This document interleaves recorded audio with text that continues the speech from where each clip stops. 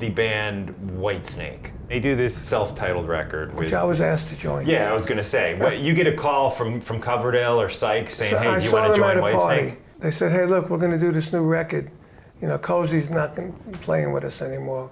We'd love for you to do the record. I was signed to King Cobra, to Capitol, and we were doing our second record. So when you're signed to that, you might be able to play on a track.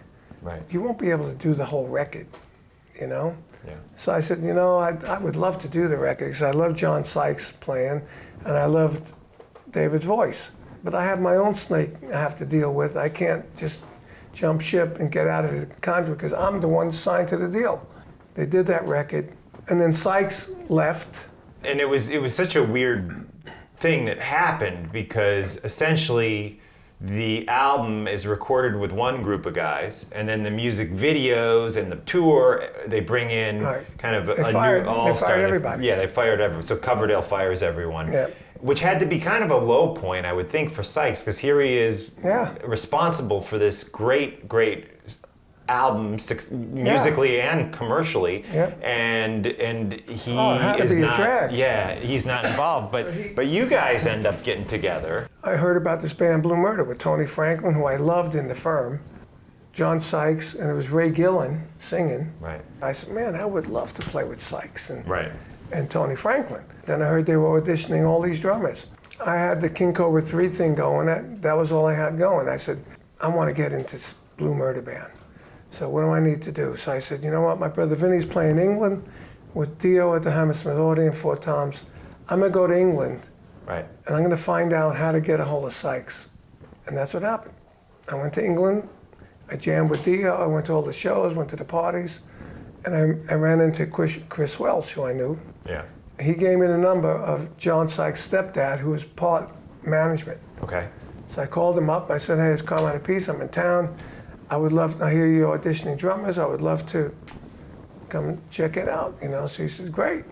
Then the next day we went into Ron, the manager's house, and he had a studio in there. And we played, and it was immediately magic. Yeah. And that day Sykes came up to me and said, man, we played with all these great drummers, but you got so many drum fills. Yeah. So they always do the same ones. You got so many drum fills, and the feel, you just like lock right in with us. So.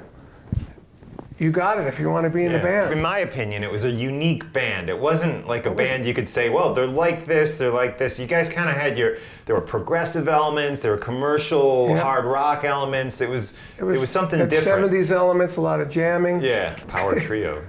But it wasn't going to be a trio. We were supposed to have Tony Martin sing. It was Ray Gillen was gone then.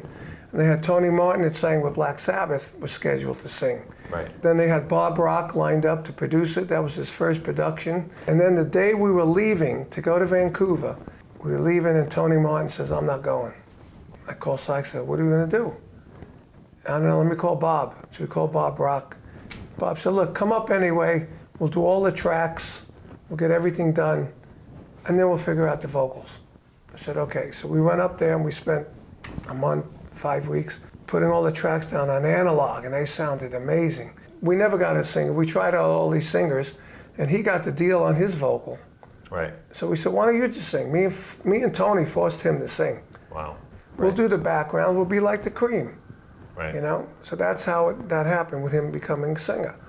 You know? And then we went on the road with Bon Jovi. You know? And that was the only good thing that really happened.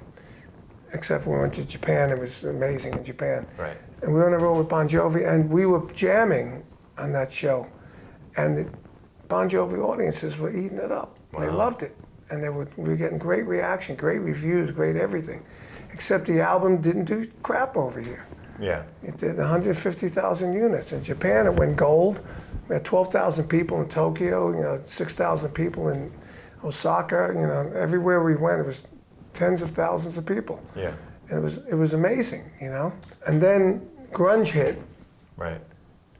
And then it fell apart. Right. John was and me too, I was so sure that this album was going to be big because it was a great record. Yeah. When the whole thing didn't make it, John got depressed.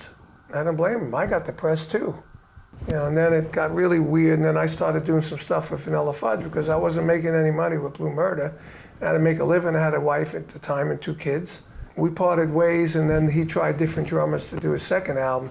Ended up calling me up saying, you know, come and do the second album. We'll pay you as a sideman to Geffen. So I did like 10 of the 12 tracks on the second album. Oh, wow, okay. You know, and then nothing happened. Grunge became king, and that was the end of Blue Murder. Right.